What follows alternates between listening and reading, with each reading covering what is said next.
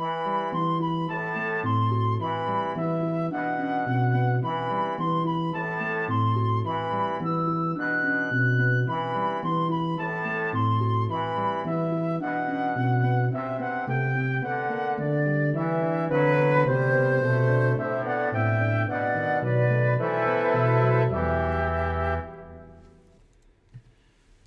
evening, everybody, and welcome back to Exploring the Lord of the Rings. This is... Sorry, this is the sound of me dealing with patience with technical difficulties here this evening. This is... sorry, lost my ELOTR. I'll bring it back later on. So anyway, all is well. All is well. Good evening, and welcome for real and, like, permanently to Exploring the Lord of the Rings. This is session number 21. Really, still, or again, or whatever it is, this is session number 221. This is the real session number 221, the one in which we're going to actually be able to talk about stuff without technical difficulties. So, that's what's going to happen. My announcements, which I shall make even quicker than I was going to endeavor to do before. Reminder about our upcoming regional moots. Tex Moot is happening in a week and a half on the 26th of March, and Sunshine Moot in Orlando, Florida, 1 week after that on April 2nd. Looking forward to going to both of those. Those are going to be a great deal of fun. And for those of you who are thinking, hey, it would be really great to, for Signum to throw a regional moot near me so that I could take part in some of the fun that is the regional moot action. We actually just held an info session this morning for folks who have thought about volunteering. I think that a lot of people are kind of, would like to have a moot near them, but are sort of intimidated, thinking like, I don't know what it's involved to like volunteer to help organize one of these things. So Karita Alexander, our regional moot coordinator, and I had a session, an info session this morning where we talked about that. The video of that is going to be posted on YouTube fairly soon. So if you go to this Signum YouTube channel, go to our video stream, you'll be able to see our regional moot host info session posted there pretty quickly. Anyway, that was a really fun session. We had fun talking with folks who were interested in hosting from a whole bunch of different places. We talked about the possibility of we were talking to some European folks. We had one who wanted to bring a moot over to Stockholm, over to Scandinavia. That would be a lot of fun. Would love to do a Norse moot. We're coming to Oz. Yes, we're coming to Oz. We're doing, that's scheduled actually, January of 2023. We're officially doing our Australia moot in Brisbane, in the University of Queensland. So that's totally happening. That's totally happening. I'm really excited about that. And anyway, lots of stuff happening. I'm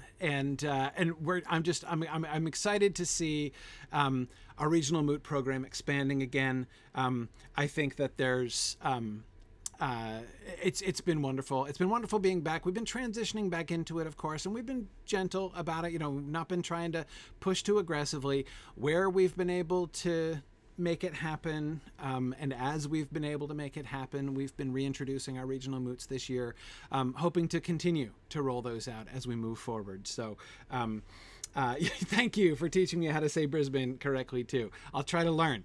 I'll be excited to learn. That'll be fun. Anyway, so yeah, I've never been to Australia before, so I'm really looking forward to that in January 2023. That's one of our big, exciting new regional moots that's going to be coming up next year. Anyway, Buckeye Moot, Freebird, we're in talks about that. We need some more help with Buckeye Moot. We're still trying to make it happen in May of this year, like in 2 months, a little more than 2 months from now. Probably in the second half of May is what we're shooting for. But there are some details we still need to finalize, like exactly where it's going to be. We have a couple of leads, but we haven't finalized anything yet. So we're still working on that for sure. I don't think Magnolia Moot's going to happen this year, but we're still, talking about it. Maybe we'll do it. Maybe we'll see about doing it in the fall. Maybe we'll push it to next spring. Not quite sure about that. Yeah, and we did talk about the Pacific Northwest. We were talking about that this afternoon too. The Pacific Northwest has been one of the biggest holes in the U.S. map, as far as I'm concerned, as far as our moot coverage is concerned. I've been really eager to get up towards Seattle or Portland for a moot here. It just seems like so obviously a place where we should be having a regional moot, and we've never gotten it together there. So really hoping to do that. Anyway, yeah, so our regional moot program is a really fun opportunity for folks to be able to connect with people in their region, and it's a great day being able to get together to spend some time hanging out. It's an amazing experience for a lot of people to be able to be surrounded by a bunch of people who get your references and share your passions and interests and stuff. It can be kind of surreal, but in a really good way, in a really fun way. So anyway, certainly hoping that we are able to pull together some more moots. I know that we'll be doing that as we move forward, and being able to. We didn't even endeavor to do any international moots this year outside the U.S., but we're going to be definitely trying to do that in the coming year. Basically, through this fall, and we do Myth Moot, of course, at the end of June. That's the sort of the big kind of central event in the year. Well, it's really central. It's sort of the pivot point of the year. The end of one academic year, springing towards the beginning of the next one. It's really, it's kind of fall and spring on either side of Myth Moot is how we think about the moot year, essentially. So next moot year, but the one other that we're trying to squeeze into this moot year, if we can, is Buckeye Moot. If we can get it. If we can get it together. Yeah. Hey, Ray, I'm down for a moot in North Dakota. North Dakota, things are hopping in North Dakota, right? I got plenty of stuff going on in North Dakota. I'd cheerfully take an excuse to get out to North Dakota, no problem. For those of you who don't understand the reference, my son's in college in North Dakota, so I was just speaking to a citizen of North Dakota earlier this evening. Yeah. Lady Licata says, people who are excited rather than indulgent when I say, guys, I learned a new thing. This time it's about linguistics. Exactly. Yes. You will be among your people. Fort Dauntless and Tarlonio, I am sure that my son would be delighted by an unexpected moot visit from Dad. Come on. What college student doesn't love it when his parent spontaneously drops in on him? I think that's pretty obvious. So we'll see. We'll see. All right. Anyway, I'm going to move forward without too much more announcement. Do remember about Myth Moot, by the way. Myth Moot is coming up at the end of June. Really excited about Myth Moot this year. Getting excited about that. Still kind of in regional moot mindset here as we're getting ready for Tex Moot and Sunshine Moot, but Myth Moot is right on the horizon, and that should be a whole lot of fun. Anyway,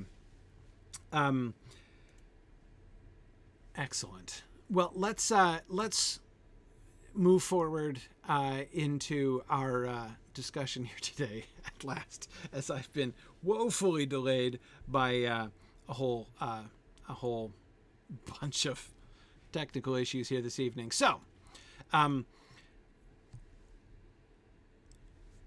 this is the slide that we almost finished discussing last time. I've kept it on only for purely transitional purposes, because in the last part of the last sentence, we transition into the focal point, indeed the hero of the coming slide.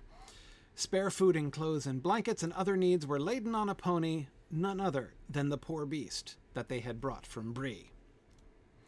The stay in Rivendell had worked a great wonder of change on him. He was glossy and seemed to have the vigor of youth. It was Sam who had insisted on choosing him, declaring that Bill, as he called him, would pine if he did not come. "That animal can nearly talk," he said, "and would talk if he stayed here much longer. He gave me a look as plain as Mr. Pippin could speak it. If you don't let me go with you, Sam, I'll follow on my own." So Bill was going as the Beast of Burton, yet he was the only member of the company that did not seem depressed. Okay. JJ says, hero of the coming slide, not of the entire trilogy. I know, right?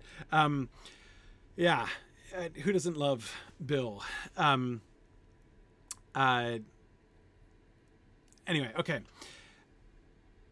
Sorry, I was just laughing as I was reading through that first paragraph. I was laughing to myself because I made in my episode description on Twitch and the other places where I'm streaming, I made a little joke about how I guess that the if the 9 walkers are supposed to be, to correspond with the 9 riders, to oppose them, that Bill, I suppose, then is the opposite of the steed of the Witch King, right? And that that got me thinking. So I was kind of thinking about that connection in the back of my mind as I was reading that first paragraph, and I started laughing to myself because it actually fits even better than I thought it did, right? I mean, this paragraph is, if you think about it, think about that paragraph describing, remember ahead to the paragraph describing the Witch King's steed, right? Remember about how he's taken and he's fed on foul meats until he in hideous eyrie, and it's actually, this is almost exactly like that, right? The great wonder of change that has worked on him. He also has been fed and cherished here in Rivendell, and now this great wonder of the blessing that has come upon Bill the Pony through his stay in Rivendell, comparing it to the sort of empowerment and corruption of the steed of the Witch King. I'm not really making a serious comparison between the two, but the more I was thinking about, more was in my mind as I was reading this description, the funnier it got, actually. Anyway,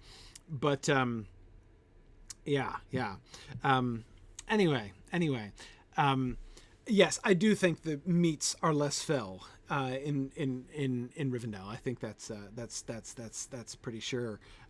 It's fairly certain that that's the case. Was he fed on bannocks? I don't know if they gave him bannocks. I mean, they gave moats, presumably. So that's the next best thing, I suppose, to bannocks.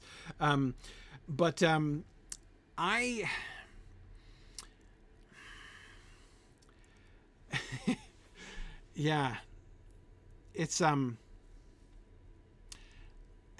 interesting. Yeah, Trifle says, I will say this paragraph is definitely written by Frodo when he let Sam read the draft of this chapter and Sam pointed out that Frodo didn't say enough about Bill.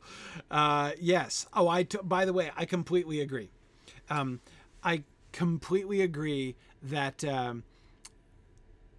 this is definitely, all the way through, this next couple slides are definitely Frodo.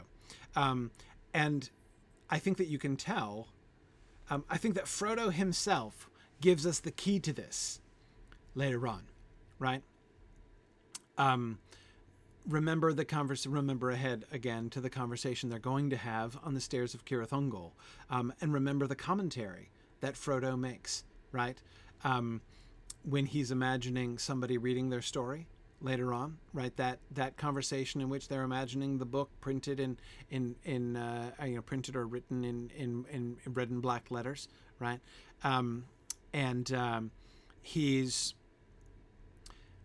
Frodo says, why didn't they put more of Sam's talk in there, Dad? Right? I want to hear more about Sam. Sam wouldn't have done that, right? Sam, at the time, you'll remember, assumes that Frodo's teasing him, that he's just joking, right? And he tells him, don't make fun. I was serious, right?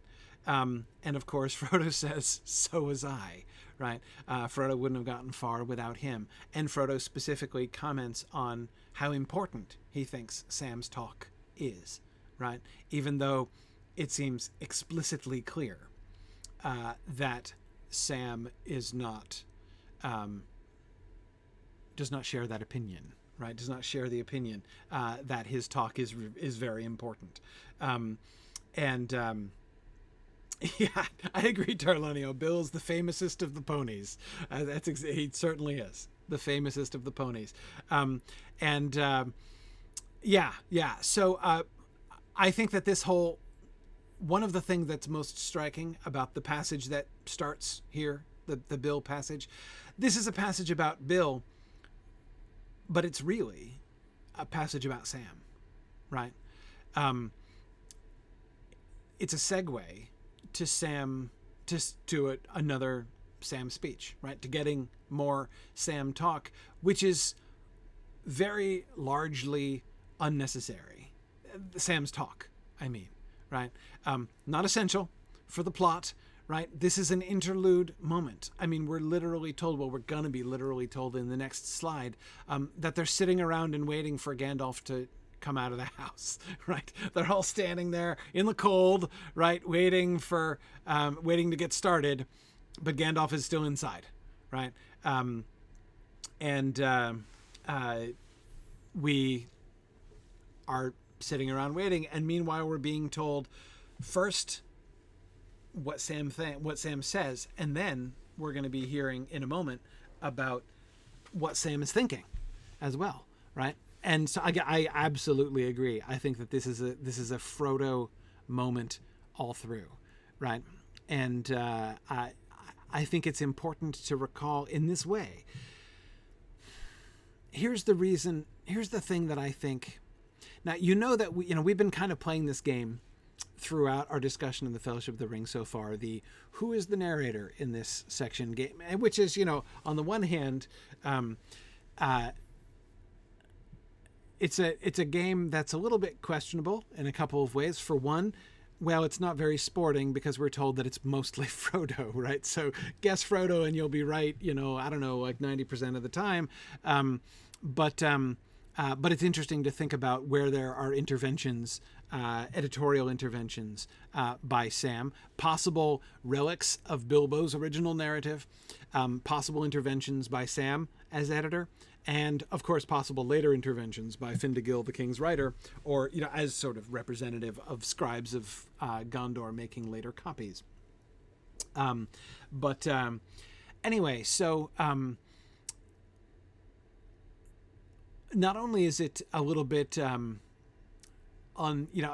actually trying to say, I think it's, and I want to be careful because on the one hand, do I actually believe that while he was writing this, Tolkien was thinking about that, in fact, all the way through? No, I do not. I believe that that's a complete retcon thing on Tolkien's part. It's what he did. It's how he thought, right? Having written the story, he then imposes upon it this kind of editorial structure, right? Both in the final chapters and later on in the appendices and stuff. Anyway, of course, the fact that Tolkien only retcons it after the fact doesn't make it less real or less valid. But of course, I do feel the need to emphasize, we're not trying to say, I don't think any of us are trying to say that when Tolkien was writing these paragraphs, he was, writing some of them in Frodo's handwriting and then other paragraphs in Sam's handwriting and that kind of thing. But it is a really interesting, once he invites us essentially to play this game, right? By the retcon that he does, by the kind of documentary frame that he constructs for the Lord of the Rings. He sort of gently invites us to participate in that. So we're doing it, right? We're thinking about it off and on as we go through. And I think we have that primary text within the story, that exchange between Frodo and Sam on the stairs of Cirith Ungol, that tells us pretty clearly the function of passages like this. Why do we get these several paragraphs which are essentially just giving us odd comments that Sam makes? I don't mean odd in the sense that these comments are especially strange. I just mean like miscellaneous comments, right? Made by Sam at various points in the journey. He's the only one we get that from. We don't get this from anybody else.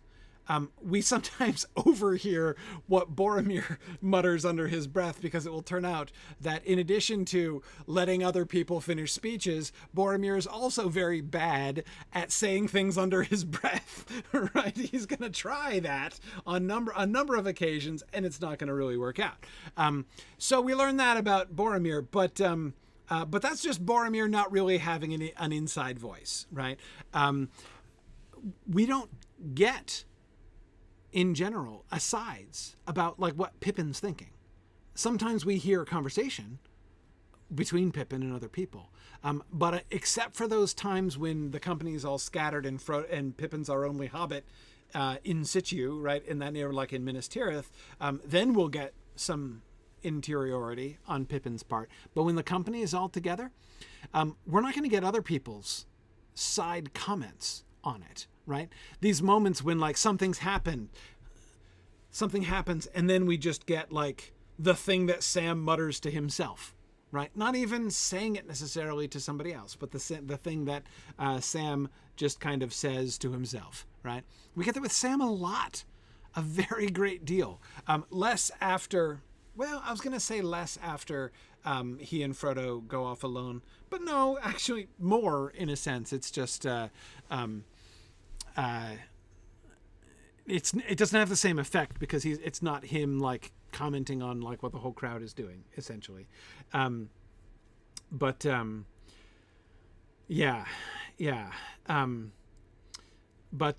so it's going to be, this is not the last time.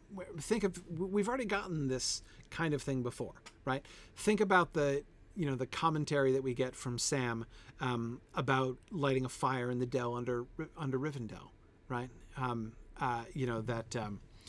dell under Weathertop. Sorry, apologies. A dell under Rivendell would be like a sub dell, I suppose, which theoretically they could excavate, but that's not what they did. The dell under Weathertop, when he says, when he mutters about how lighting a fire is also the best way to say, here we are that I know of, bar shouting, right? Anyway,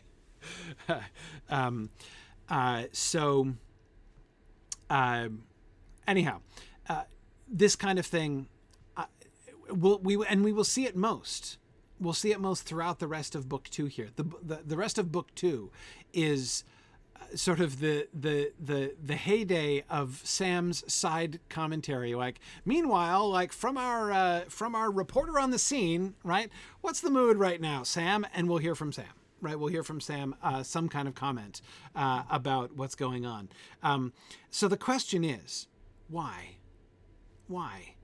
Frodo will suggest on the stairs of Cirith Ungol that it makes him laugh, right? That he finds Sam funny, right? And I think that that's part of it, and I'm not trying to downplay that. We know, and somebody was pointing out before, though I forget who it was, that's a really important thing for Frodo, right? Especially the closer they get to Mordor. That's what he does, like, at that moment, he laughs, right? On the stairs of Cirith Ungol, he busts out laughing so that the laughter is echoing around the mountains, right? The mountains of shadow. And Sam is both a little freaked out, like, oh my gosh, somebody's going to hear us, right? He has a little moment of fear, hearing how clearly the sound of Frodo's laughter is echoing around. But at the same time, he's very conscious of the fact that laughter like that, just merry laughter, can probably not have been heard in those mountains for century upon century, right? Anyway, so it's clear that it's very good for Frodo, right, to be laughing, and that's a very important thing. But is that it? He's merely comic relief, right? I'm going to be very interested in looking at Sam as, commentator, right? What do we get from the Gamgee Peanut Gallery, right? As we go through the rest of book 2 here, especially. I think that's going to be really interesting to see. And it's going to culminate, I believe, at Parthgowan. When Sam speaks up at Parthgowan and sets everybody straight, it is I think sort of the culmination of that whole sort of shape of things here. Yeah, I think we'll get there before 2040. JJ, I feel confident. It'll be. I think it'll be in the 30s when we get there. We'll be fine. Yeah, good. Okay. Anyway, all right. Let's get back to Bill. The stay in Rivendell had worked a great wonder of change on him. You'll remember, of course, when we first met Bill the Pony.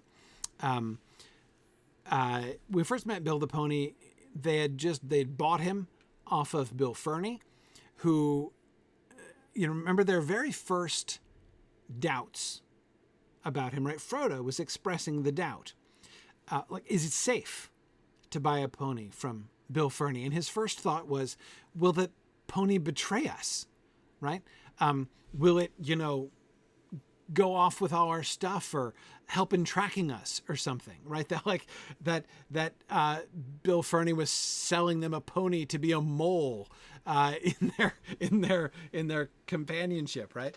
And that's an interesting idea, a strange idea, a plain expression of Frodo's doubt and uncertainty. You'll remember the perspective that he articulates and that the narrator articulates on his behalf, on Frodo's behalf as well, while he's in Bree, that sense of like everybody being against us and I'm beginning to suspect everybody, right? You can hear those kinds of suspicions coming out there. But of course you'll also recall that Strider's response was, yeah, no, there's no way. Like, a pony would have to be complicit with Bill Ferny in order to do that. Or, as of course you will recall, Strider more tersely saying, I can't imagine any beast returning to him once it got away, right? It's not. There's no pony out there who's going to be a willing collaborator with Bill Ferny, and instead, the fear is that the pony's probably at death's door because he's treated it so badly. And indeed, it was a poor half-starved creature when they got him. But he didn't look like dying quite yet, right? That was the great word of praise that was given there. And Drowsnake and Hrothgar were just asking exactly the question, and Dan, that I don't know the answer to either, and I was hoping some of you could help me with, because I've never understood it. How do we understand Sam's impulse to name the pony Bill? Why does he call him Bill? I don't think I've ever understood that, actually. It Bill as he should have been, says Air84. Right, JJ was thinking the same thing. I mean, yeah, Bill's like short for Bill's pony. Right, yeah. Barrier is saying maybe they called him Bill's pony for a while and then it got shortened to Bill, but I can't imagine that Sam referred to him as Bill Ferny's pony, like, Bill's pony. Once they'd bought him, he's not Bill's pony. I mean, like the pony we liberated from Bill Ferny, right? I mean, we know Sam's attitude towards Bill Ferny, right? Sam's perspective on Bill Ferny is eloquently articulated with an apple to the face, right? He thinks very little of Bill Ferny, and clearly not just because he's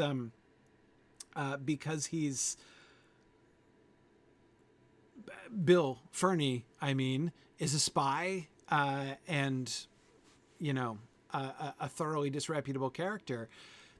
I think Sam beans him in the face with an apple, in part because of how he treated Bill the Pony, right? I mean, that, you know, Sam has clearly made friends with Bill the Pony already, right? Before they leave Bree. So like within the first hour, he's already made friends with him.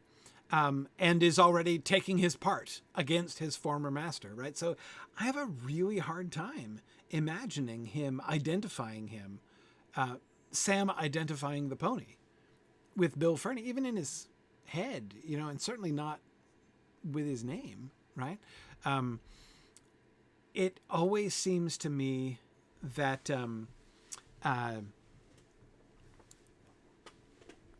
I've always struggled with this because I have such a hard time imagining that way myself.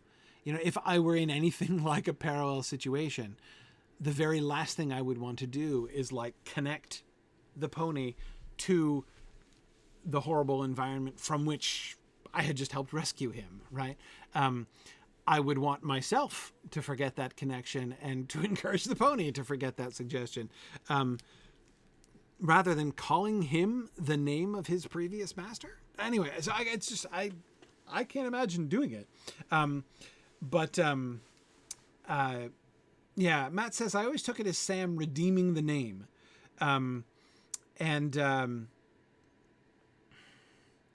Yeah, I wonder.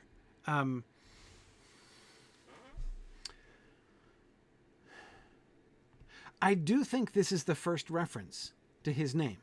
This paragraph right here that we're reading. Bill, as he called him, would pine, right? So maybe it suggests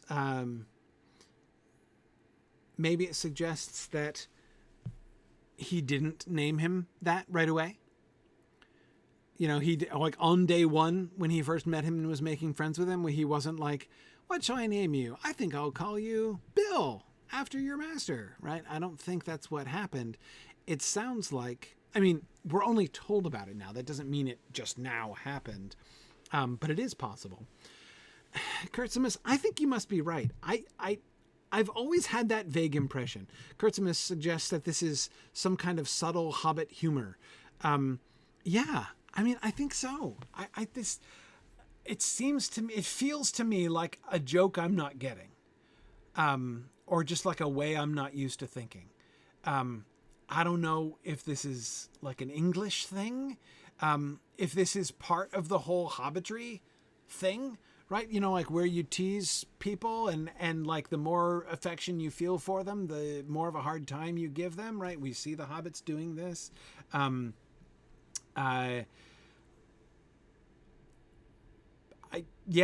The best I've ever had is a vague sense that maybe something like that is going on, that I'm not tracking with it for the same reason that like my first impulse is not to insult my friends in the way that like Merry and Frodo do with each other and stuff. Almaria,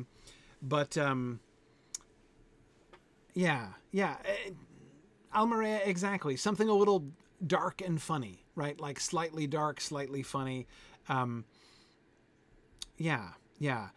Now, Drowsnake, we have not seen Sam engaging in much hobbitry so far. No.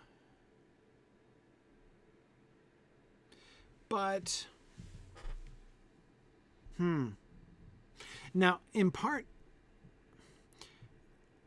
I've always felt that was because Sam does not, at least at the beginning, does not consider himself an equal to the others, right?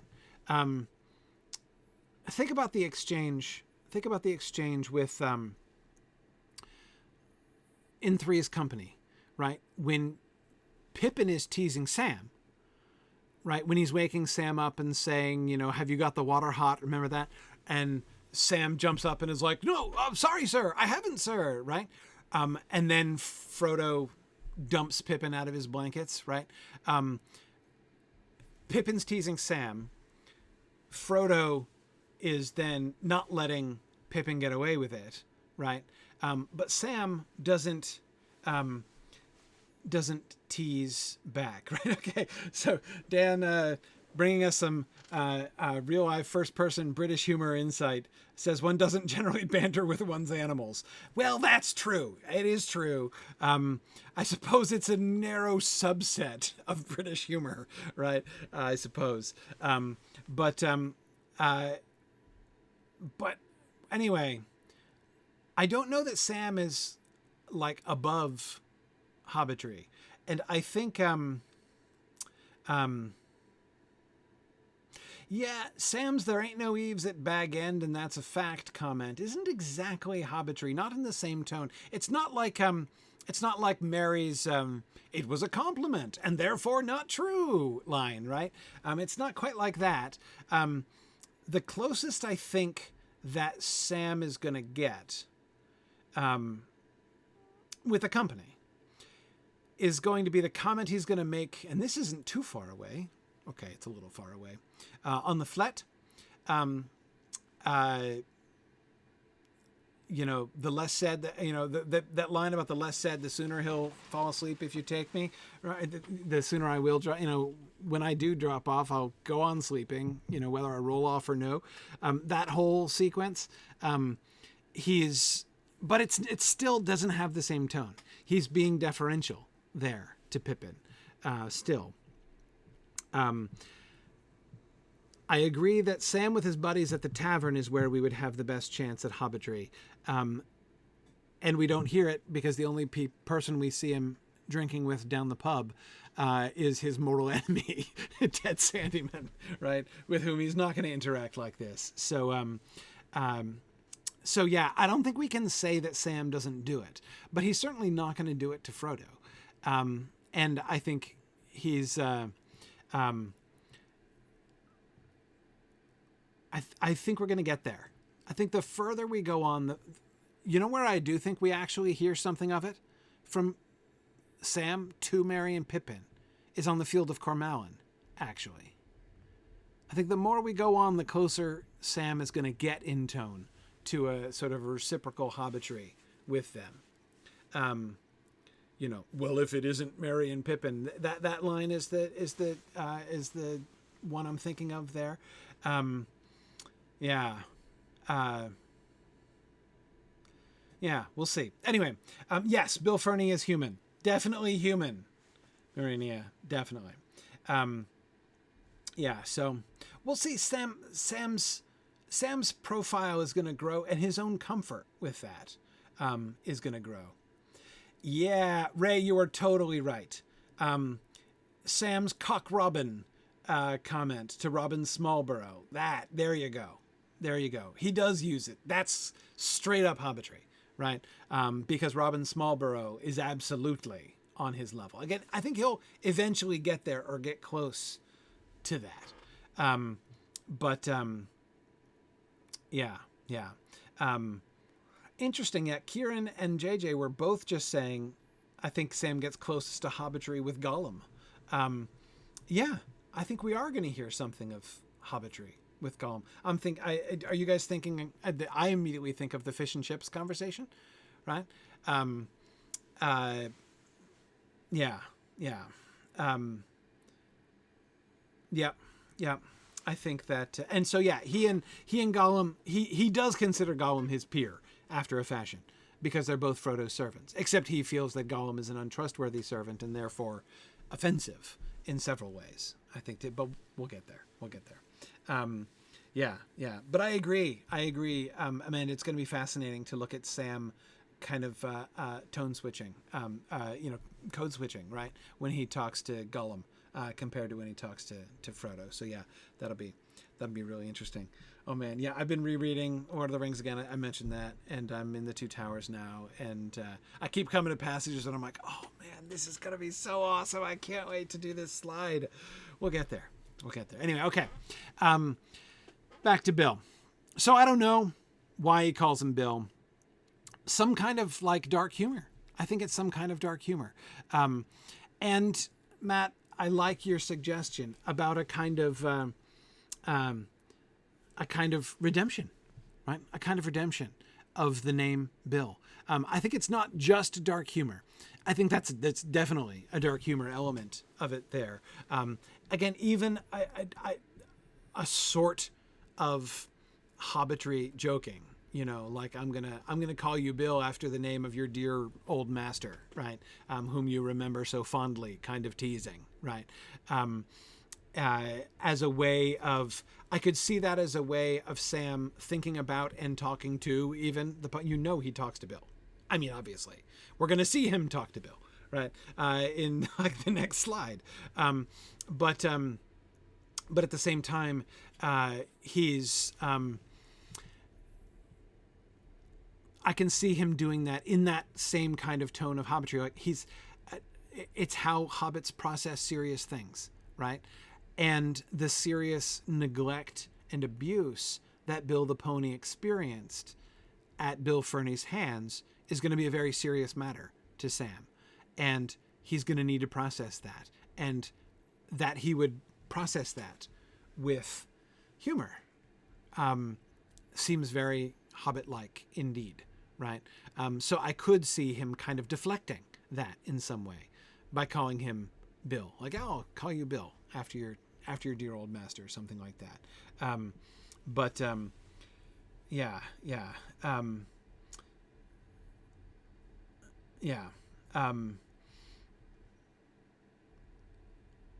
I love that observation, Lady Lakata, how in 2 sentences Bill went from being a poor beast to having the vigor of youth.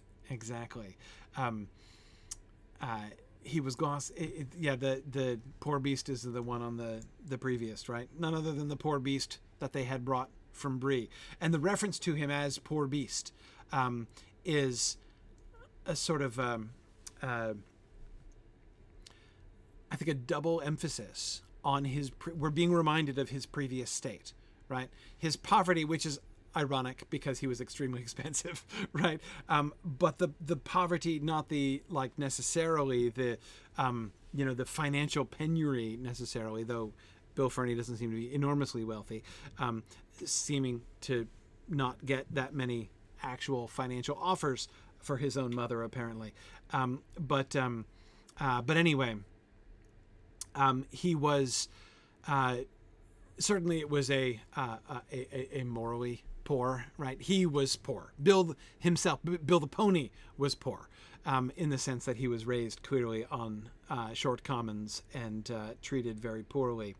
But then the stay in Rivendell had worked a great wonder of change, right? So that transformation, Lady Lakata, that you were talking about, from poor beast to the vigor of youth, right, is the great wonder of change, right? He is miraculously restored. He was glossy and seemed to have the vigor of youth.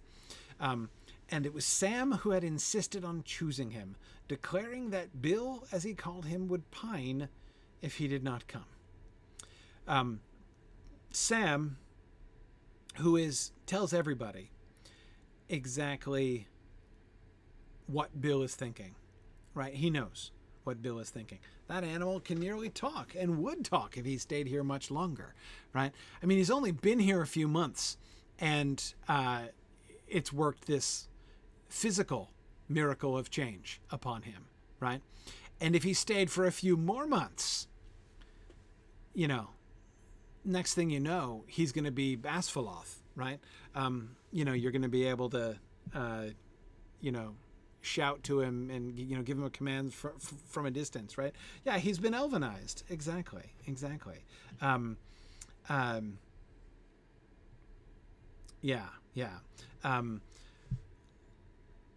Would talk if he stayed here much longer. He gave me a look as plain as Mr. Pippin could speak it. If you don't let me go with you, Sam, I'll follow on my own.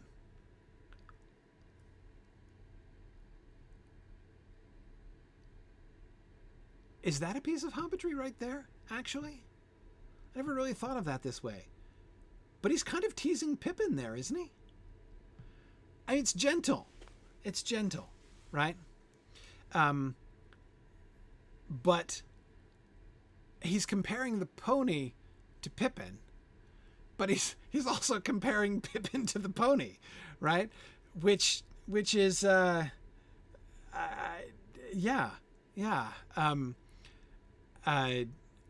I think there is a little hobbitry. I think he's teasing Pippin there.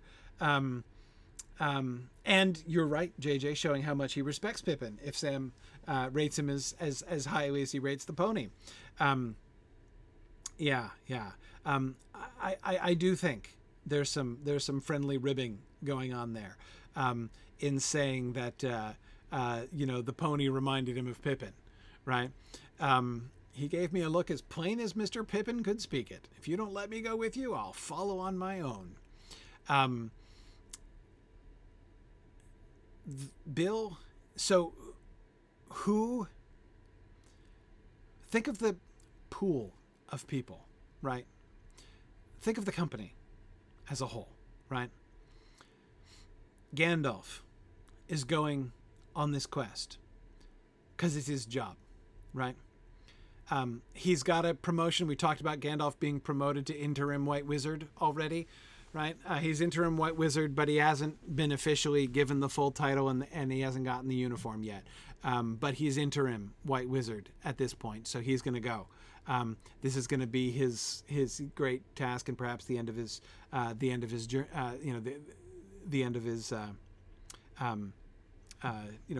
of his burdens. We've got Aragorn, who's also got a job, right? He is departing. He's headed to Minas Tirith to claim the kingship, right? Not to cause any trouble, but to go help the people. He's being summoned to Gondor to help the people of Gondor resist Sauron, just as the people of Gondor resisted Sauron of old at the War of the Last Alliance, right? Boromir, of course, going back home. He did his job. Got the meaning of the riddle, is bringing the sword that was broken back home with him. All's well, mostly well, with Boromir. We've got Legolas and Gimli, who aren't actually coming. They're just traveling with them partway, right? That's going to change, but at the outset, that's the mindset here, right? And then you've got the hobbits. Frodo is taken up the quest of the ring, right? He has sworn to take the ring to Mount Doom. Sam has been charged to go with him. Sam, who of course, and that's of course the funny thing is that the other parallel, the even more obvious parallel, is not Pippin, it's Sam himself, right? Sam, who comes to the secret council, whether he was invited to it or not, and leaps up to ensure that Frodo is not forced to go alone, right? And then you've got Merry and Pippin, who insist on coming out of loyalty to Frodo. So all three of the other hobbits, Sam first, and then Merry and Pippin second, are there because they are loyal to Frodo. It's out of their loyalty to Frodo that they're going, right?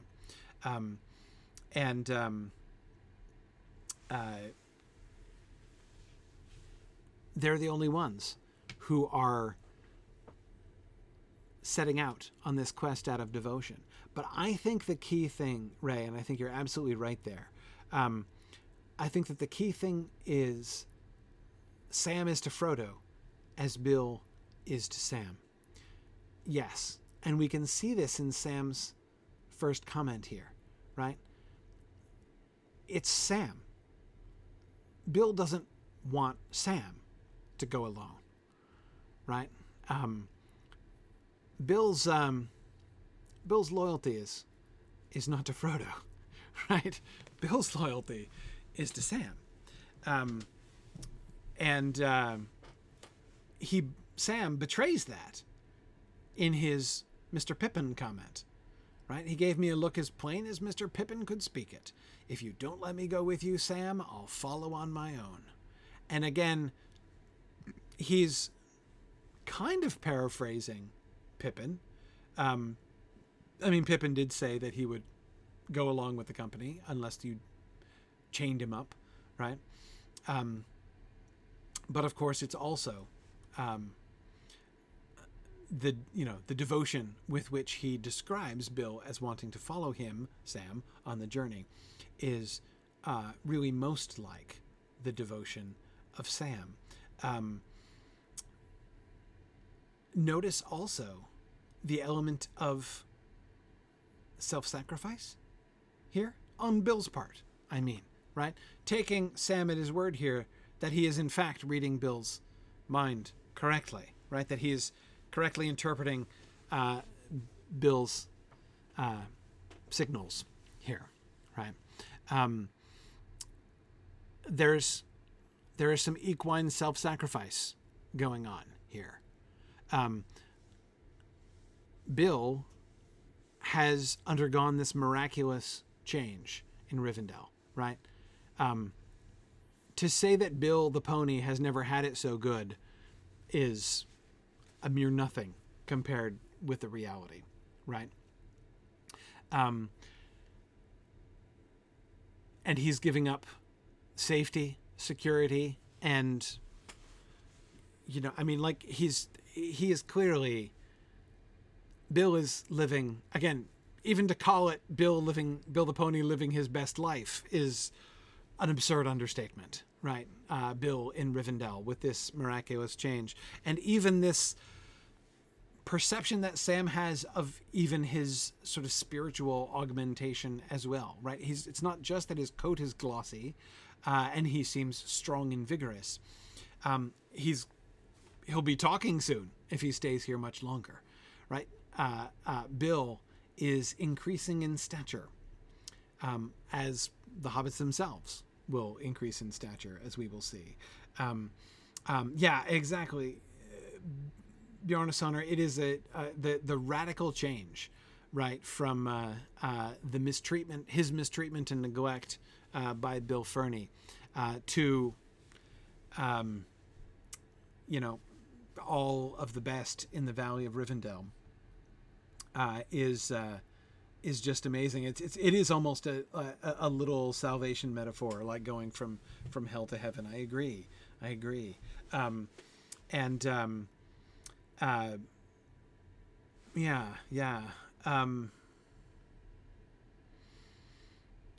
Ray, I can't wait for the scene with the goodbye to Bill scene before Moria. I'm very consciously trying to set up several things for when we get there, because that's a very powerful scene. We learn a lot about Sam Gamgee in that scene, I think.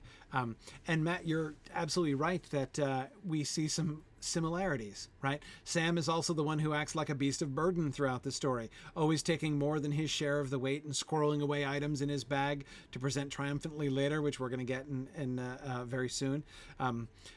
Yeah, absolutely. He and remember, it's not even that's not just there are jokes about that at Frodo's expense, mostly when they're setting out from Bag End back in chapter 3. But we know this to be an objective fact because Aragorn notes it, right? Without the context of the teasing, the hobbitry back in the Shire, Aragorn notices that it's Sam's pack that's missing in Parthgalen. Because it was rather large and heavy, right? So yes, he does take on himself to be the beast of burden. There is a, TKP, your name, I want to say TPK, but that's a completely different and much less pleasant thing, no doubt. Unless you're the DM. But anyway, yes, but I agree with you. Bill is Sam's only peer in the Fellowship. That's true. The two of them are beasts of burden. They're both servants, right? There's fellow feeling towards Bill from Sam, right? And I don't mean that. I'm certainly not meaning to. Obviously, I'm not demeaning Bill, but I'm not demeaning Sam either, right? There's a. I think that's a very real. That's one of the reasons we see Sam talking to Bill, I think. Because he's comfortable with Bill in a way in which he's not comfortable with other people in the party. And keep in mind, this itself is another little cue that we get, right?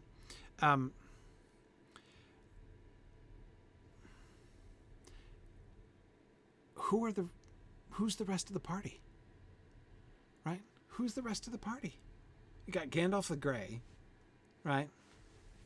Big time wizard dude. Well, sorry, Gandalf the interim white.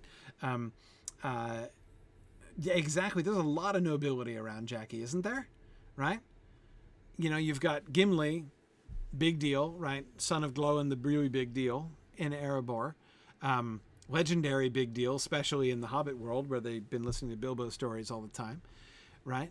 You've got Legolas, right? Son of Thranduil. You've got Aragorn, say no more, turns out to be the heir of long lost heir of Gondor, right? You've got Boromir.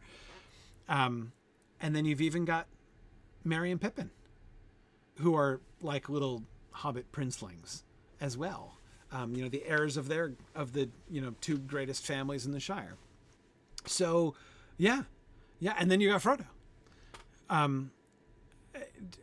Sam is the only, blue collar person in the entire fellowship.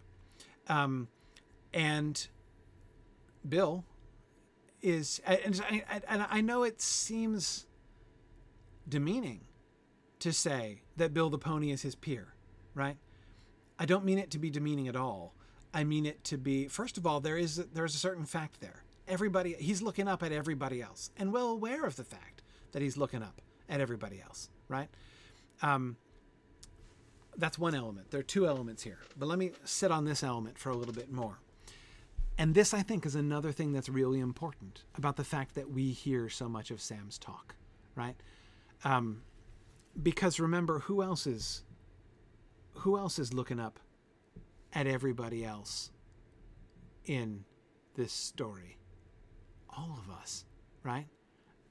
I'm not a Hobbit princeling or an elven princeling or a dwarvish, no, either, right? Yeah, no, exactly, Valori. Sam is us, right? And not just in class, not just in like socioeconomic class either, right? We're looking up at Gandalf, for crying out loud, and Aragorn. Holy cow. Even Boromir. These people are huge, right? So we're at the Hobbit level looking up at the big people, right? But even the other hobbits, even Frodo himself has gotten a little bit of an aura of awe about him since the council, right? I mean, that speech that Elrond does at the end about Frodo taking his place in the elf friend pantheon and stuff, right? I mean, like, Frodo's kind of a big deal.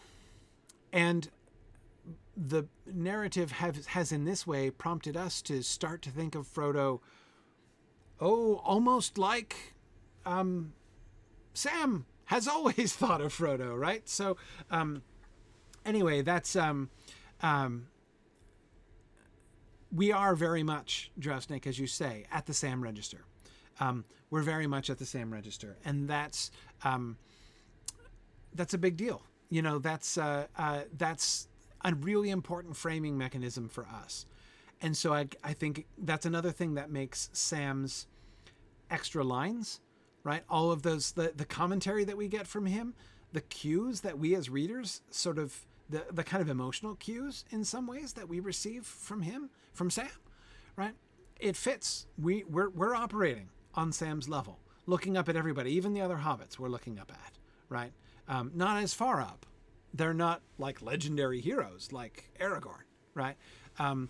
But we're still looking up at them.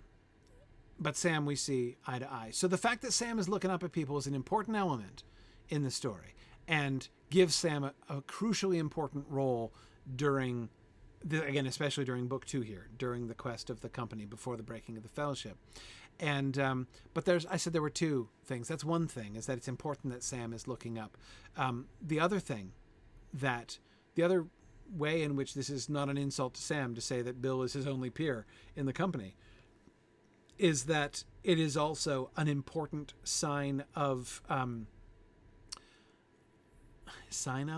pointer to his humility, right? where do we get the idea that Bill is Sam's peer? From Sam.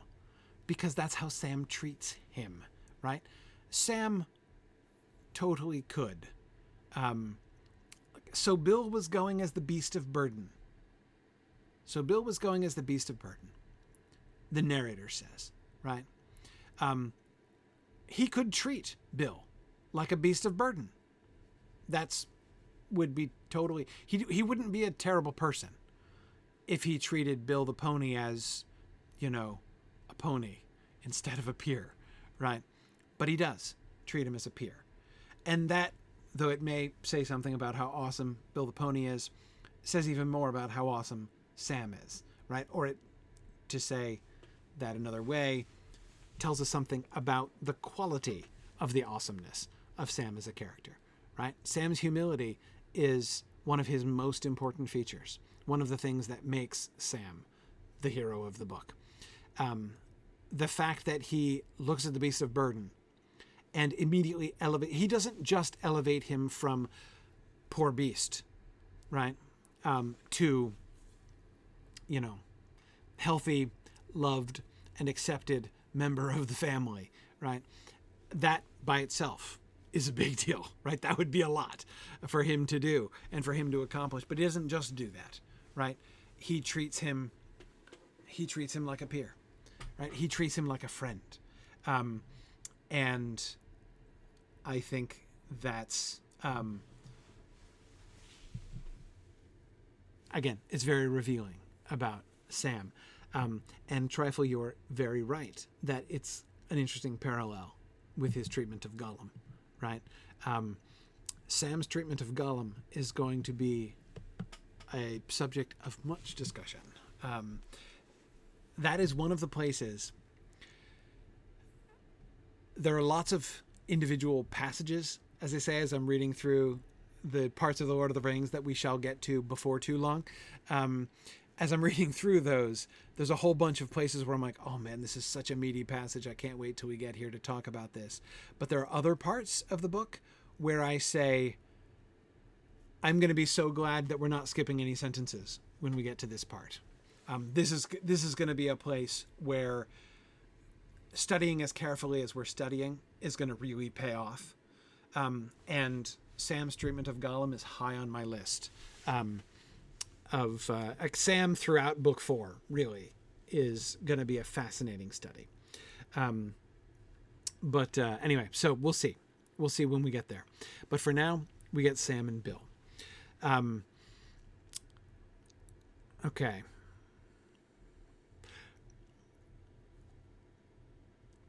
Last comment here. I think it very possible that Sam is completely and objectively correct in his assessment of Bill the Pony here. I think that Sam, I saw some folks, I think, who are horse people among our crowd here tonight, who have said that, ponies like this can, in fact, have a lot of personality with this. And I totally believe it. I totally believe it. But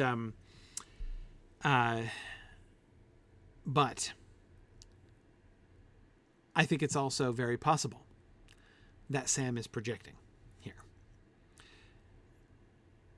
And I don't think the less of either Sam or Bill for it. I believe that Bill is genuinely attached to Sam. I don't think Sam is fooling himself. I'm not trying to undermine the Bill-Sam relationship when I'm saying this, but I have a sneaking feeling that the things that Sam tells us about what Bill is thinking tells us even more about what Sam is thinking and feeling than it tells us about what Bill is thinking and feeling. He may be right. He may be quite right about what Bill is thinking. But I think Sam doesn't talk about himself as much. He's not going to share very frequently, and gets embarrassed when he does. Yeah, that's Lupita, I will take that as a fair compromise. Maybe not only projecting, but it's easier to recognize in others what we ourselves are feeling. Yes, at the very least, what we are hearing is him actively resonating with Bill, right? Those are the things that he's picking up from Bill most clearly. Yeah, that might be a better way to think about it. Again, I'm not trying to say Sam is delusional about Bill, right? Actually, poor Bill is like, upset about being forced to leave Rivendell, and like Sam's got him all wrong, and inside Bill is like, no, don't make me go. Like, I'm not saying that. I'm not saying that would be horrible. I'm not trying to suggest that. But I am, but I do think that his words about Bill's, what he believes to be Bill's thoughts, tell us at least as much about Sam's own thoughts. If you don't let me go with you, Sam, I'll follow on my own, right? Yeah. Nancy says, if Bill really felt that way, I'm sure Gandalf would let us know. Yes, I suspect Gandalf would have tried harder to talk Sam out of bringing Bill. Had Gandalf himself been independently convinced that Bill was in fact desperate not to be dragged out of Rivendell and off on this journey. Yeah. I think that's right. So anyway, notice the narrator, whom I am about 98% confident is Frodo. Look at the comment that he tacks on to the end. So Bill was going as the beast of burden. Hang on, pause. Notice what's odd about that? Was going as the beast of burden, as opposed to some other reason, right?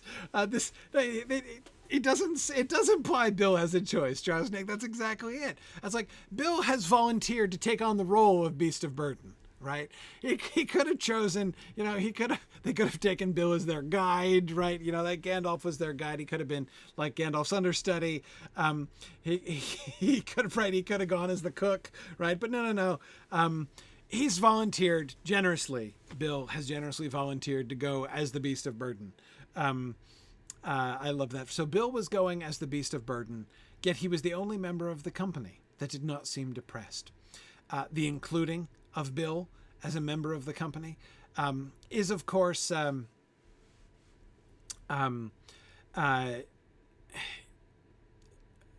charming, right? And sort of showing that, Frodo as narrator is sort of playing along with Sam, right? What I hear in that last sentence, so Bill was going as the beast of burden, yet he was the only member of the company that did not seem depressed. This sounds like Frodo, as narrator, retroactively playing up to Sam's dialogue, right? Emphasizing, like making sure we don't miss the importance of Sam's dialogue, right? And the kind of comedy of the thing, right? He is representing the free ponies of Middle-earth, Hrothgar. You're absolutely right. Yeah.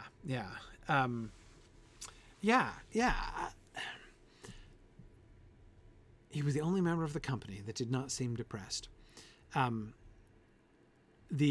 notice what, not only the tone that he's using, the sort of echoing of kind of whimsical. Sam is not being whimsical. Sam is being completely serious, right? Bill would pine if he did not come. He gave me a look as plain as Mr. Pippin could speak it. Sam's not joking, right? Sam's not joking. His talk makes Frodo laugh, Frodo will tell us later. But that doesn't mean that Sam is joking all the way through, that Sam is, a source of comedy, like deliberate comedy, like he's, a stand-up act or something, right? There's something else there to the laughter which Sam excites, and it's not laughter at his expense. He's not the fool of the party either. He is neither a comedian nor is he the fool. Yeah, Aird, I think that's a great way to say it. His earnestness charms Frodo to laughter. Yes, yes. There is delight in watching and listening to Sam Gamgee at work, right? A delight that the narrator is clearly taking. And I think that both thinking of the narrator as Tolkien writing the story and narrator as Frodo within the frame writing the story. Yeah. I agree. Sam is joyful. Sam is joy. Yeah. Amareya, I agree with you. Yeah. Now, Anna, they're all feeling depressed on this day. And here we should go back to remember the description. Hang on a second. Let me go down because here we go. This one. Remember, it was a cold gray day near the end of December. The east wind was streaming through the bare branches of the trees and seething in the dark pines on the hills. Ragged clouds were hurrying overhead, dark and low. As the cheerless shadows of the early evening began to fall, the company made ready to set out. Right? That's the scene. That's the unmerry Christmas that's being described here. So yeah, they're all very subdued, right? They're all depressed, right? Is the word that this is not a cheerful scene, right? Except for Bill. Bill's not depressed. Why? Bill's with Sam, right? That's all Bill needs. It's all Bill needs. Bill would pine if he couldn't come with Sam. So, but he can come. So, he's not depressed. What does he have to be depressed about? He's with Sam. What more could he want? To stay in equine heaven here in Rivendell? No, he's with Sam. Again, this tells us, I think, a lot about Sam, too. And I think also a lot about Frodo and what Sam does for Frodo as well.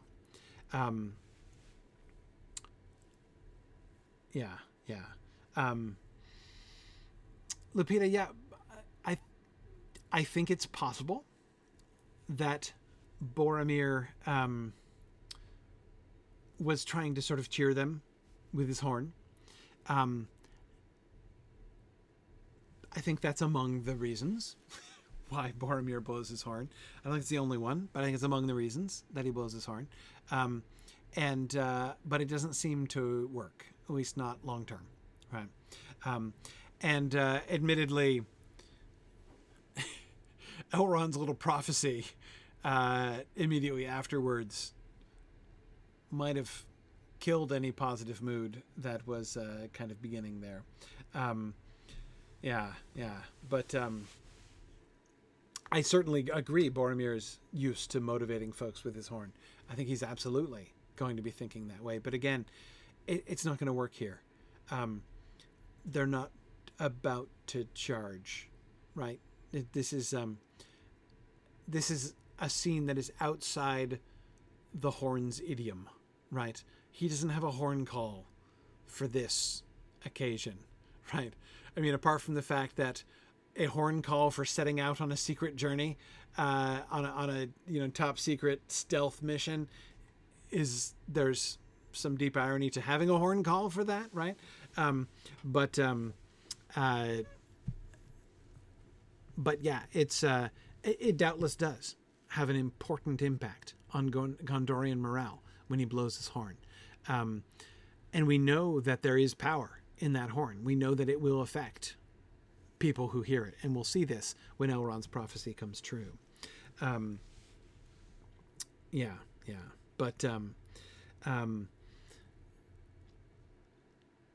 this is what Frodo needs, right? And certainly what Frodo appreciates in retrospect and picks up on that tone in his narration there. The only member of the company that did not seem depressed. And by the way, notice the other thing that he didn't actually say anywhere that everybody was depressed, right? It described the setting, the gloom and oppressiveness of the day. But he didn't tell us that all of the members of the company was depressed until there, right? By pointing out that the pony is the only cheerful one, now he's told us, right? Now he's told us. All right.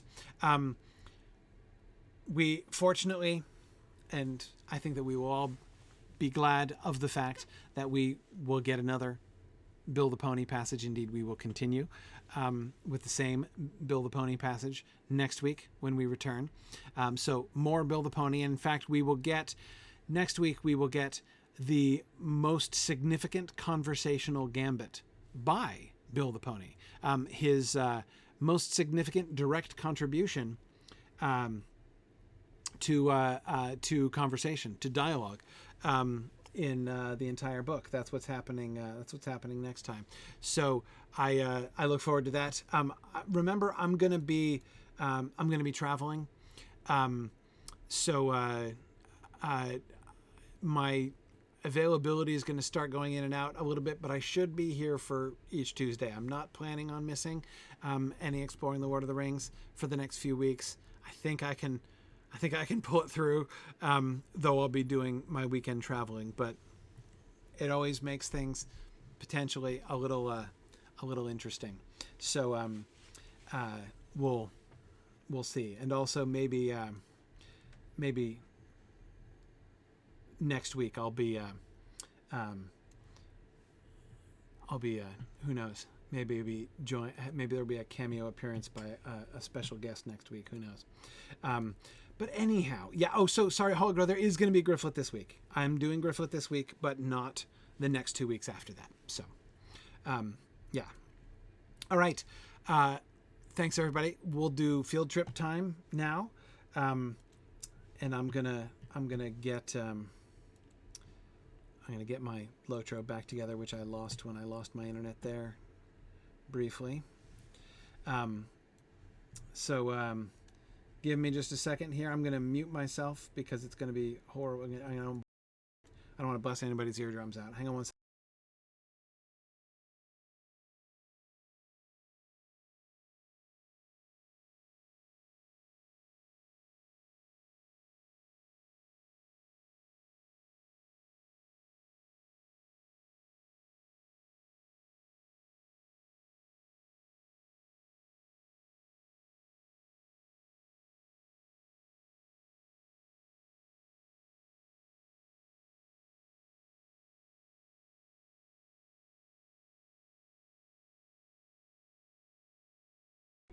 All right. Okay, here, we got it set up here. I think we're good. I gotta get back in here. If I can get everything together. All right, here we go.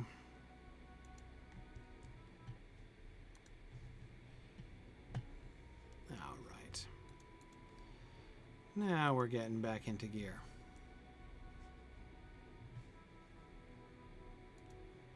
And this evening, we are going to... There we go. Back in action. Hey there, Valori. How you doing? Hey, yeah, sorry, I apologize. We're, I'm okay. So you can hear me okay? My audio is coming across to you all right? Yes, I can hear you just fine. Can you hear me okay?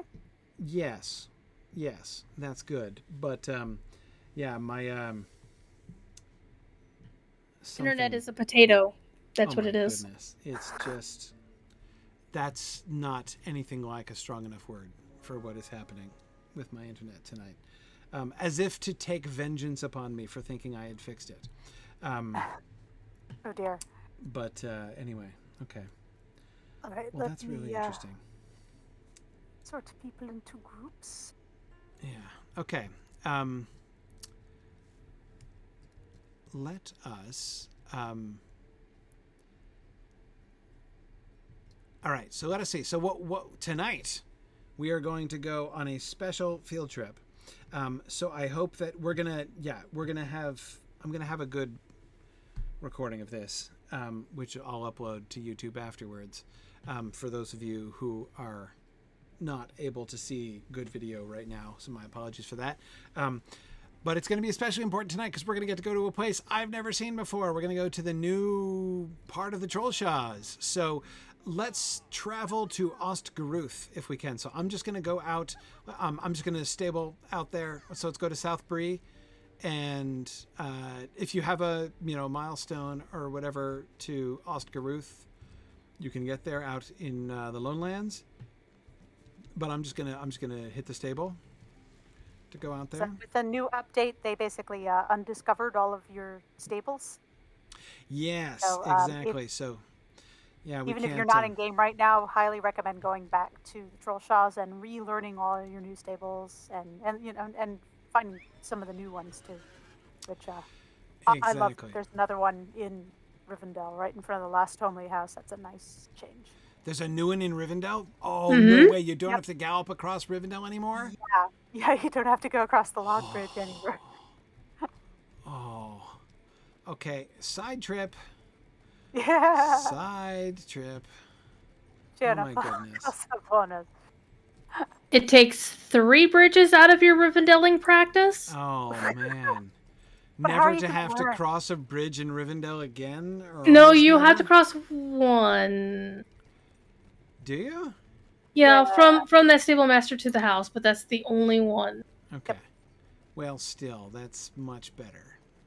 That's a much lower percentage of bridges. Oh my goodness, yeah. Yeah, that's huge.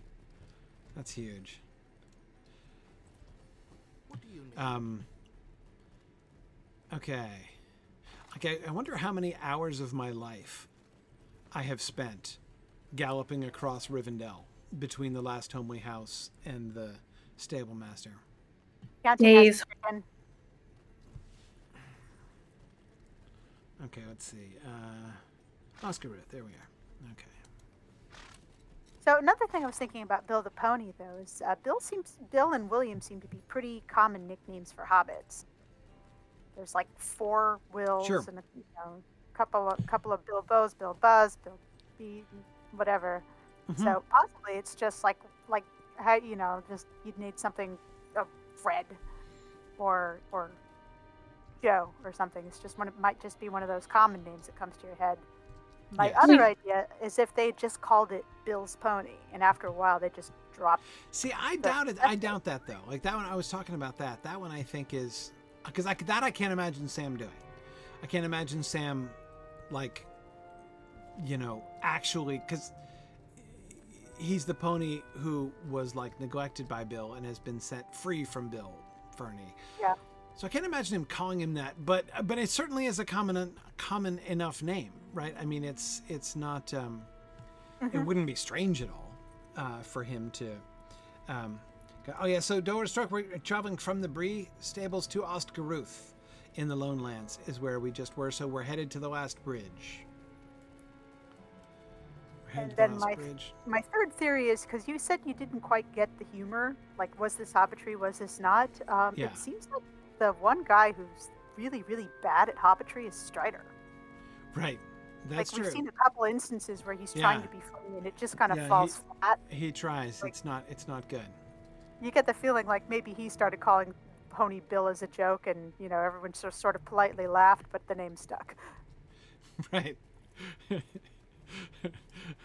An incompetent piece of hobbitry that they were sort of humoring him on. Yeah, but we love him because he tries. He does. He does try. He's the dad joke guy. An attempt was made. An attempt was made, yeah. Yeah. As opposed to Elrond, who nails it every time. Elrond is good. Gandalf it's like his native language. But yeah, Aragorn, he does try. Yeah. You definitely get the feeling he'd be doing the jokes in front of his kids in the future, and they're just going, "Dad, stop." You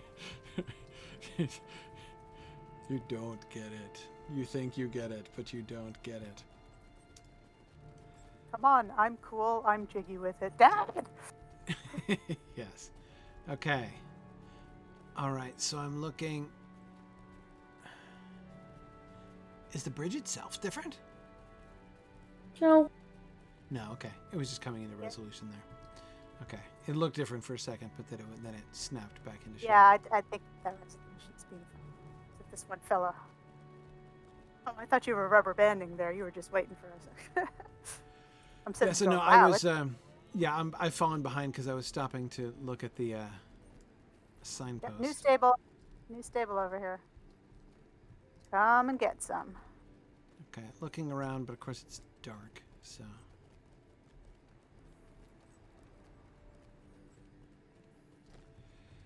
All right, the new stable master. Hail, friend, and well met. Interesting that they didn't put him in the same outfit. He doesn't have that green shirt with the weird crest on it that I can't figure out. Yeah, he's wearing this regal purple with kind of dragon scale pattern stamped on his leather armor. Yeah, the dragon scale thing, yeah. They've done that to a lot of the stable masters, changed out some of the NPCs, dudes for ladies, and also gave them fancy clothes. I like the dudes for lady part. That's pretty cool. Yeah, I love these clothes. I mean, he's not going to blend in anywhere here, but he looks I really don't cool. get where his boots stop and his pants start.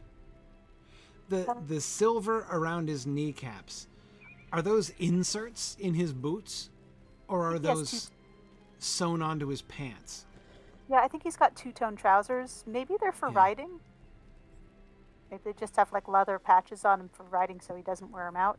Yeah, they look like patches or something. Yeah, it's like chaps, but in reverse. You're right, elf chaps, exactly. Yeah, it is. Yeah. It is.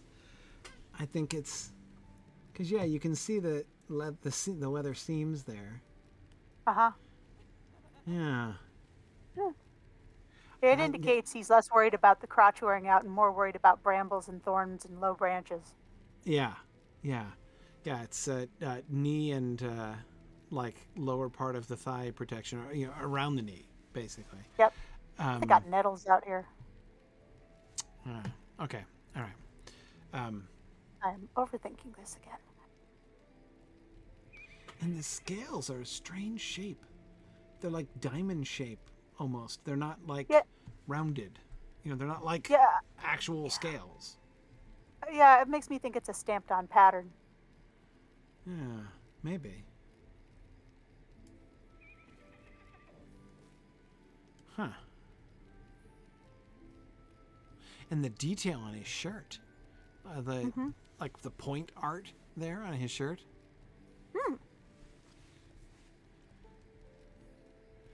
Oh, and you're right, Emma Thorne. The stable master's horse is decked out pretty fancy here as well. Yeah.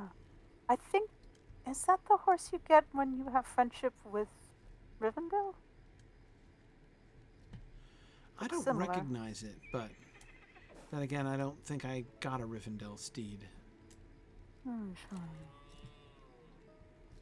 The irony is, if you actually take the stable master to Rivendell, it will give you an elk to ride. An elk? Yeah, cool. Most of the Trollshaw's stable masters use elk now. That is really cool. Okay, yeah, so confirmed that this is the prized Rivendell horse that we're seeing. Yep. Oh, right, look. Yeah, there. Almarea, look, is riding it. Right next to it. Very cute. Oh, there it is. She's riding like a high elf. There we go. There you go. There it is. Okay. Very good, Almarea. Everybody's popping theirs right now. Whoa. I think we were all looking at the same time. Weird. JJ just put a screenshot of the stable master that he's seeing, who is dressed completely differently from the stable master that I'm seeing. That's a client-based thing. That's also a thing. Yes. Really? Interesting. Are these like, if I go back and come back in again, will he be different for me? Like Probably, yeah. Like those NPCs that freaked me out in Gondor when I came back from my quest and turned in my quest, and it was like a different person, and I thought it was an imposter, and I was waiting for the follow-up quest where I had to discover what happened to the real farmer that I went back to. Okay, all right. Not Barry-Adir. Barry-Adir is always the same, Joe Snake, but it was before that. Okay. Wow. Yeah. Yeah. Interesting. Yeah, it's like the horses at the Prancing Pony stable. Is they're also client based, so what I would see is different than what you would see. Interesting. Huh. Fascinating. Okay. All right. So first I'm gonna look at the map. Okay. It's Map quite different. We have the Scouts camp. We have Nantornaith. We have Thorinhad. Okay. Right.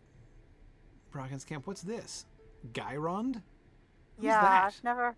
That's new. Okay, that'll have to be our first stop because that's Barakin's camp was totally the first stable master in the Trollshaws before. Now it's the third on the way in. Okay, then we've got the one on the High Moor. That was always there, right? Was there a stable? No, there was a camp, but not a stable master, right? Yeah, a lot of these are camps that they turned into stable. Right. So there was no waypoint. There. So yeah. Okay. And then we have the Tal Bruin, the Achad Condilaith one, and that was the most southerly one before, wasn't it? Yep. Right. Okay. So we've got all of these. Who's this guy? What? Tom Lumren, and then Tornhad, way down there. Okay. And Giant Valley. Interesting that some of my "You've Been Here" flags are still there. Like I've still got my flag on the Fort of Bruinen and 2 in Giant Valley, and then 5 of them still in Rivendell. Huh? Yeah. But all the rest of them have been wiped. That's interesting. They had to basically rebuild because they rebuilt the entire map, and so this is the angle is like the add-on room to the house, so they had to rewire the entire house. Yeah, right. No, it makes sense. Makes sense. Okay, we still have the old Eregion map. Okay. All right. Okay, so then what we should do is we should head in. Oh, wait. Actually, I didn't even notice the second Rivendell stable. There it is. The last Homely House stable. So, Rivendell, of course, is like a major hub, right? Which you can travel to Rivendell from a bunch of different places. Which one do you travel to now? Which is the hub one? Is it the old one or is it the new one? Yeah, the old one is still the hub, and then once you're there, you can then pop over to the other one. Pop over to the other one, right? Like going from Westbury to Southbury. Exactly. Another cool innovation that we'll find handy is you no longer have to have completed the story to go down to Gwingris or Eka Dunan. As long as you've been there before and opened those stable masters, you can get there straight from the Rivendell stables down there just with gold. It's, oh my god, it's so good. Right. Oh, that's cool. Yeah. That's cool. Okay, so let's go forward. And then I'm taking the first right. I'm getting paranoid looking around for it because I know it's going to be sooner than I think because it's sooner than it was before. On here, we're so blind. Okay. Generally, I give up and just go into the scrub brush. Yeah. All right. Well, we're almost there.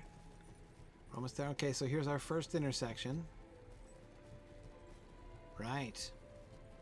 Oh. Okay, here we are. Headed south into the new country. Brave new world. Well, except isn't this a place? Wasn't I over here killing boars back before they made a road? There was like a boar hunting quest, and there was. I think so. Over in this general area, but yeah, in the Trollshaws there was. Yeah. Okay, now we have a new ruin.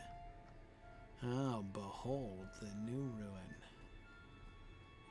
And wouldn't you know it? Given an opportunity to put a new ruin in, what did they put in? A new elvish ruin, right? Oh. And that's really interesting because almost all of the ruins that we got, man, look at all the stable masters I don't have in the Trollshaws. Just seeing the list really brings it home to you. Anyway, almost all the ruins we see in the Trollshaws were Arnorian ruins. They were almost all Rudauran ruins. Almost every single one. And so now we get an Elvish ruin. What's this? What are we doing here? Why do we have an Elvish ruin here? And what kind of Elvish ruin is it? Okay, so from what era is this? Do we think this is a Noldor of the Second Age ruin? I'm seeing some similar things that we saw in Gwingris, quite frankly. Some of the applique and whatnot, like in Mirabel. Okay, yeah, I see some there. What I was looking for is this. So up in the corner here, the tall corner with the pillar in the middle, right? The tallest part that's left standing. The inside of it, you're facing the inside of the pillar. On the right-hand side there's some of that like gold inlay, like kind of trellis gold inlay you can see. Now it's not like freestanding like we see in the domes, right? Yeah. That's the first thing I was looking for, was some kind of evidence of that kind of trellis work with the domes, which like may or may not have had glass inside it the previously. Tracery. But but that definitely looks similar to it. Yeah. It definitely looks closer to Echa Mirabel. The kind of the trim, the sort of leafy, vaguely leafy trim, green trim. Little alcoves before. Doesn't really. It looks like these were places where you'd have statues here. Little plinths. Maybe. I'm just dismounting because I'm tired of looking at my horse's butt when I'm looking up. Okay. Sorry, looking at the food, right? Radishes, carrots, artichokes, cabbages, right? Turnips, like you do. Okay. Where are you seeing alcoves? Here, near the tall pillar. Oh. Like right. these look similar to where we have like the forges or the little reflection pools, and we'd have like big statues.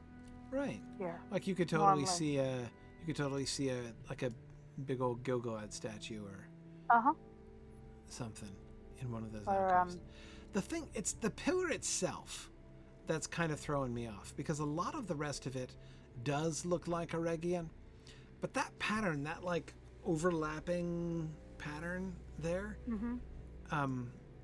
with the that gold sort of decorative trim, I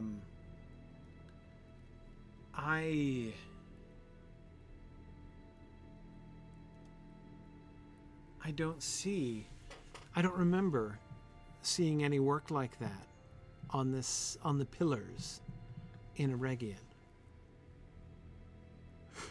Actually looking at that arch from this angle, that arch to the right, where you can see the gold filigree work and stuff. From this angle, it looks like you can see either like fruit or leaves that were sort of attached to it. I can't decide whether that's fruit or just stain. Well, I think it's both. I mean, I think it is like a discoloration of the stone, because whatever was there is gone now, either rotted away or is all that's left. Yeah, exactly. I think what we're seeing is like the negative of it, basically, is kind of what it seems like. But it does look like it's and that's reminding me of the of the event space, up at the top of the hill in Mirabel there. Absolutely. Yeah. Elves do not take care of their stuff. I was asking myself the same question, Dora Stroke. Are the cracks on the west wall, this one here in front of us, are the cracks decorative, or are they just cracks? The ones in the middle panel are symmetrical and thus clearly a design. The ones behind this sort of statue alcove are less obviously designed. Yeah. They're organic. I think Could they they be were tree good. branches? It's Or possible. vines. I mean, I can't rule it out. There's moss they- for sure. But yeah, I think that's meant to be. Yeah, I think it's meant to be like gouging and chipping on the stone. Could be possibly made by vines over the years. Like vines that died and long since rotted away. Now, by the way, Tomas, completely agree with you. If Tolkien was working for Standing Stone, he would have made up a story, not just behind these ruins, but why it is that these ruins are here now and they weren't here before. Right.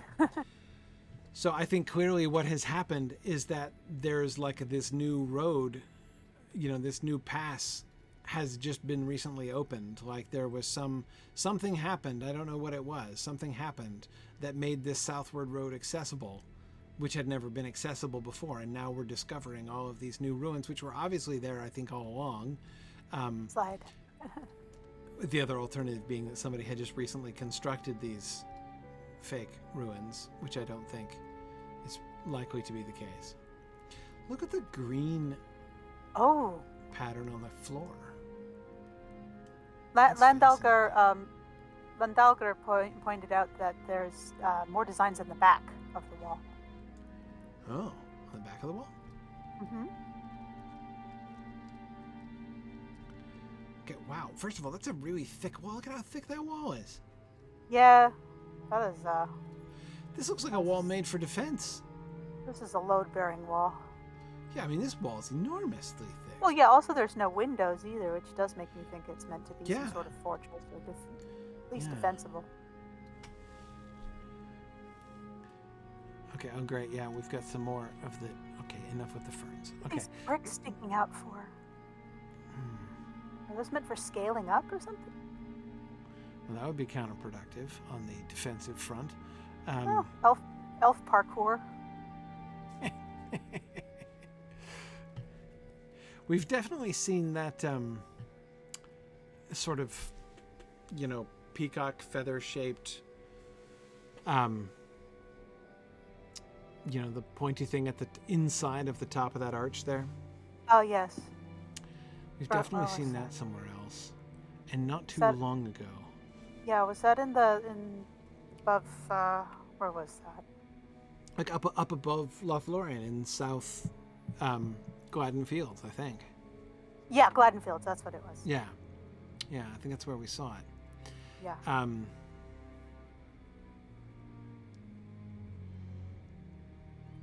Yeah.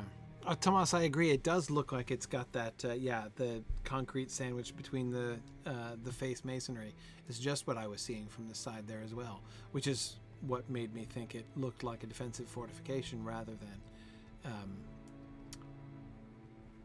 this does not look... From the outside here, it's still nice. They've even got filigree work on the outside. It's not like it's stark or something, but it definitely looks like it was originally built for defense. Yeah, it definitely reminds me more of the fortresses that we see in Mirkwood. So, who are we? Where are we? What is going on here? Noldorin defenses against something here.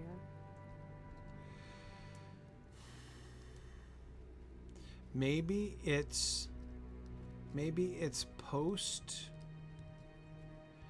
You think maybe it's post fall of Eregion?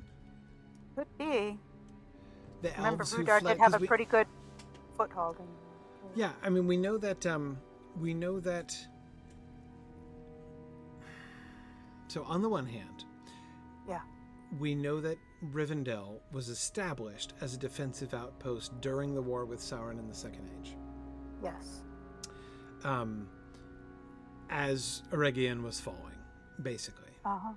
And so, therefore, would have been a place to which survivors from Eregion would have fled, eventually. Would they have established that here, after that? After the fall of Eregion? And the war is over, right? So the Númenóreans come and crush Sauron's armies, and the war is over in Eriador, for a while, but there are still some free-floating Noldor elves who haven't left or died, but are not all settling down in Rivendell, and some but come up nearby and build a fancy fortification here. If you have survivors in a last refuge, you definitely want to maintain a foothold around the area to make sure there aren't any other people coming for them. And I have a feeling we might get some answers in that building up the hill over there. What? Which direction? Behind Oof. you. Whoa, look at that. My goodness. Yeah. Where are we? Oh, we're now down into the special angle map. Okay. Yep.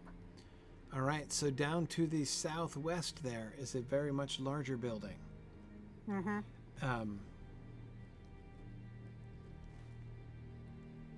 Yeah.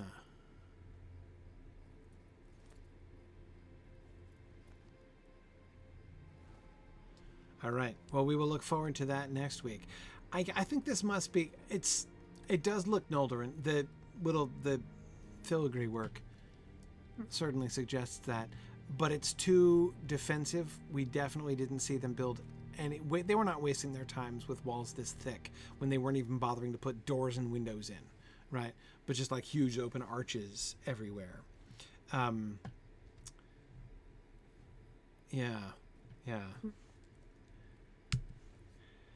Okay, so hang on a second. So there's so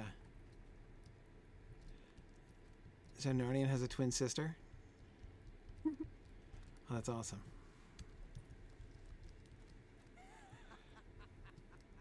There we go. You can hang out here. Unfortunately, the floating names doesn't put my name above my head, does it? You do if you turn it on in your There we go. options. There we go. I selected myself. That did it. There we go. Look at that. There we go. She That's offers adorable. she offers archaeology quests? No way. No way. That is pretty cool. That is pretty cool. There we go. Yeah. That is awesome. There she is. Narnian's long lost, very distantly related twin sister. Okay, so here to study the runes of Hoth Erthiad. I think that's what they are up there. Okay. Occupied by looters, thieves, and worst. Looking forward to seeing some more of that. We have the other people. Eladon is here. Here's me not noticing the celebrity among us. Well, see, that's what immediately said. What does this elven ruins have that other elven ruins had? I'm like, Eladan or Elric. Eladon, right? Yeah, okay, that's it. That's it. Guy's There's got to the get his answer. hand in everything, doesn't he? Welcome to Halthiarthad, Tomb of Kingdoms. This is Gaerond, a camp from which we watch over the northern reaches of the Angle. You have arrived just in time. My father has called me to his side, but I've been loth to leave the Angle as there's yet much work to do. If you are able to take up my tasks, however, I will return to Rivendell with a lighter heart. Yeah, like you ever return to Rivendell, sir. Oh, so we can free him up to do some other things. To not go home again. South of this camp, perched high above the river, is Eithildir. Long have swarming enemies defiled that once grand stronghold of the Noldor. I bid you travel up the winding way to Eithildir. Somewhere outside its gates you will find my scout, Merryleg, who has been waiting for assistance. Deliver to her this letter of introduction and lend her what aid you may. So, wow, we need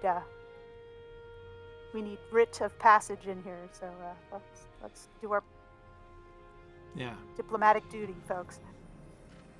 Yeah. So we basically nailed it. Noldor stronghold, right? Yep.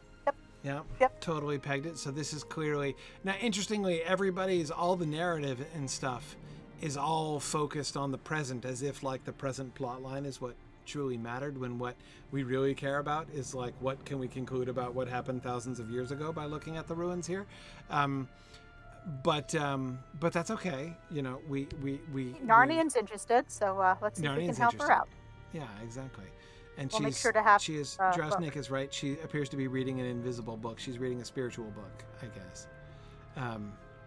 So yeah, that's fine. Guess it would be an ebook, but the Wi-Fi's down. Yeah, I think so. She's not doing invisible embroidery, is she? Is it pages she's turning, do you think? She's pretty much that's reading a book. I think so. That is reading a book. She is aptly named. Okay, there we go. Yeah, I would think with a name like that, she would be